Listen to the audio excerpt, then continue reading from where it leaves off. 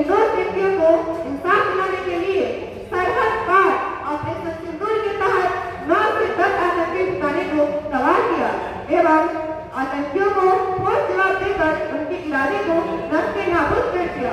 अब मैं आप लोगों के सामने मणिपुर राज्य का उदाहरण देना चाहूंगी, जहां 3 मई 2023 को हुए जातीय संघर्ष के दौरान मैं खुद भी ऑपरेशन में मौजूद थी, जहां हजारों हजार की भीड़ ने सैनिकों पर हमला कर दिया, जिसमें कई सैनिक घायल हुए तथा कई सैनिकों की जान भी गई। फिर भी हमारे वीर सैनिकों ने अनुचित कदम न उठाकर हर कष्ट को सहन किया एवं मानवाधिकार का संरक्षण करते हुए निर्दोष व्यक्तियों की मदद की, जिसके फलस्वरूप आज मणिपुर राज्य में शांति है।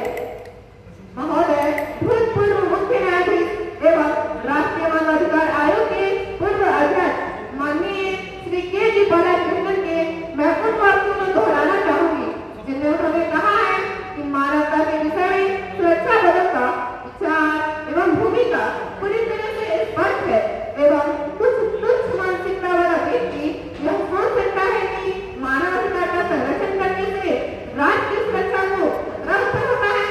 10 दिसंबर 1948 की सार्वभौमिक घोषणा पर अनुच्छेद 3 एवं राष्ट्रीय मानवाधिकार आयोग के सेक्शन 2(g) में यह स्पष्ट रूप से वर्णन है कि प्रत्येक व्यक्ति को एक सम्मानपूर्वक जीवन जीने का अधिकार है, क्योंकि एक देश प्रेमी सैनिक किसी मासूम के रक्त से धरा को धो नहीं सकता।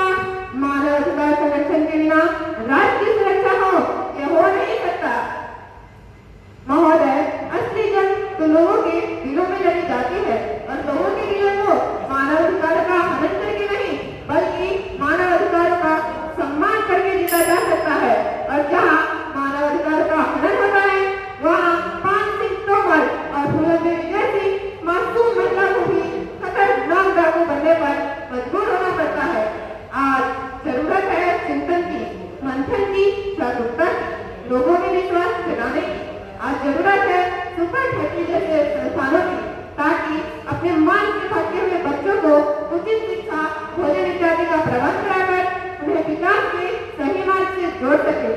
अंत में मैं फैसला माननीय अध्यक्ष महोदय के ऊपर छोड़ते हुए गुरुदेव रविन्द्रनाथ टैगोर की इन पंक्तियों के साथ आपके वाणी को विराम देना चाहूंगी कि मैं जीना चाहती हूँ इंसानों के फौज के बीच में, मैं जीना चाहती हूँ उगते हुए सूरज की किरणों के बीच में, देश की सुंदरता और सुरक्षा के बीच में।